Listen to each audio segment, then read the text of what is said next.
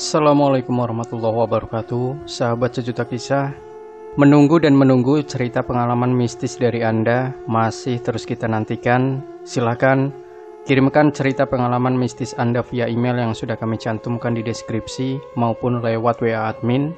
Boleh pakai voice note dan durasinya bebas. Boleh setengah, 1, 2, atau 3 jam dan seterusnya. Baik, untuk kesempatan kali ini kami sudah menyiapkan sebuah kisah misteri yang berjudul Pesugihan Tali Pocong Berujung Petaka. Sabeni menelusuri jalan dari tanah merah itu. Gerimis yang masih berlangsung setelah hujan menjadikan tanah merah seperti sekumpulan lintah licin yang menempel di kaki hingga membuatnya beberapa kali terjatuh.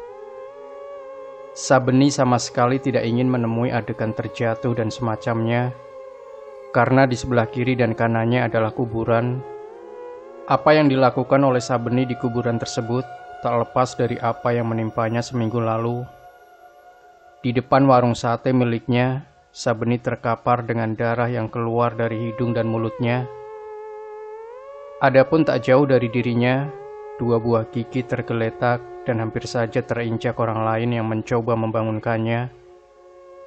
Beberapa menit sebelumnya, sekelompok penagih hutang datang untuk menagih hutang yang menunggak selama 2 bulan. Uang sebesar 5 juta rupiah Sabeni pinjam untuk memperpanjang napas warung satenya. Masalah terjadi ketika Sabeni tidak mampu melunasi bunga yang membuat hutangnya menjadi 3 kali lipat lebih besar.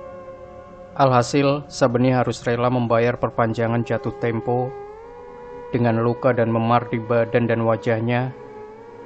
Juga uang hasil 5 porsi sate yang terjual pun diambil paksa oleh penagih hutang. Malam itu, ia tak mampu berjualan sehingga ia harus tutup lebih awal. Ben, kalau nanti mereka datang lagi, panggil aku aja, biar ku gorok mereka pakai golok peninggalan kakekku, ujar Marsuki sambil menyedot minuman keras yang berada di plastik hitam. Sabeni dan Marsuki sedang berada di pos ronda untuk sekedar bercakap-cakap penghilang rasa bosan di rumah. Mengingat keduanya masih bujangan dan juga sama-sama menghadapi peliknya nasib sebagai pedagang kaki lima, pos ronda adalah tempat yang cocok untuk berkeluh kesah serta bertukar cerita. Coba aja, Cuk. Kalau aku punya uang banyak dengan cara cepat, aku ingin bebas dari jeratan lintah darat sialan itu. Gak kuat lagi aku, keluh Sabeni sambil menghisap rokoknya dalam-dalam. Ada cara, tapi kamu berani apa tidak? Tanya Marsuki dengan wajahnya tiba-tiba serius. Kamu curi tali pocong Pak Samsudin pas Selasa Wage. Katanya tali pocong itu bisa memberikan kamu harta atau minimal kekebalan kalau kamu nanti-nanti disakitin orang. Wah, sinting kamu. Masa iya aku nyuri tali pocong Pak Samsudin? Baru aja seminggu dikuburin. Lagian, tahu dari mana kamu soal begituan? Dulu di kampungku, makam-makam baru selalu dijaga oleh hansip ataupun warga setiap Selasa Wage, karena takut ada yang ngambil kain kafannya. Kebetulan aku kenal dengan salah satu orang yang punya. Beneran bikin kaya. Tadinya kerjanya di kebun. Setelah make tali pocong, jadi punya warung kelontong, ucap Marsuki antusias.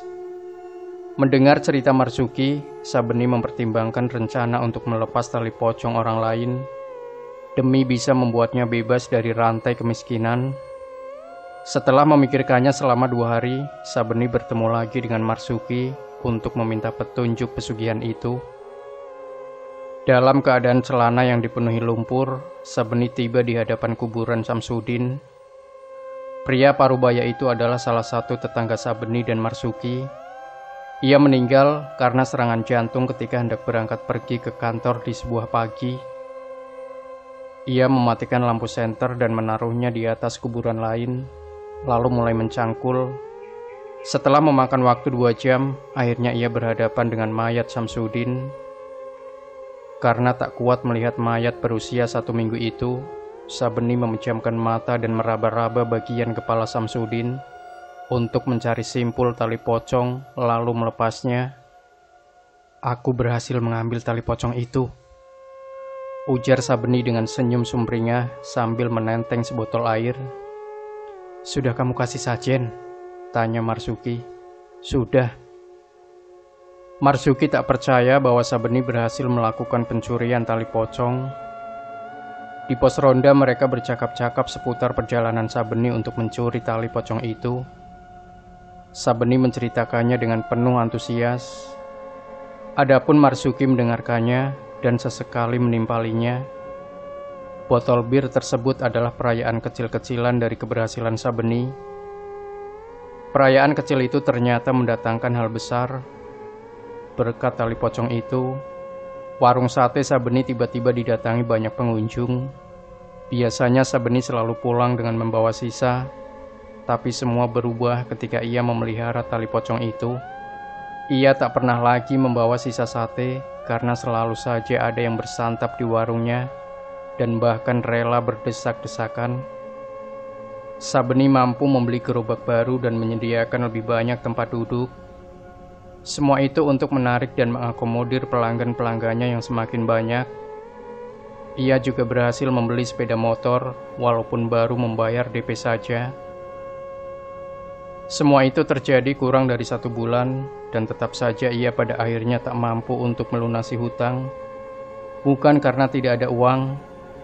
Sabeni ditemukan tewas di rumahnya dengan leher yang tergorok.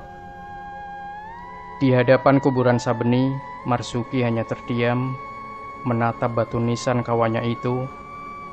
Setelah memikirkan kejadian beberapa hari lalu, ia kemudian mengangkat cangkul dan mulai menggali makam Sabeni untuk memakamkan Sabeni di persinggahan terakhirnya.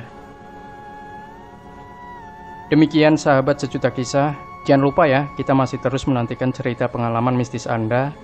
Silahkan kirimkan via email yang sudah kami cantumkan di deskripsi maupun lewat WA admin.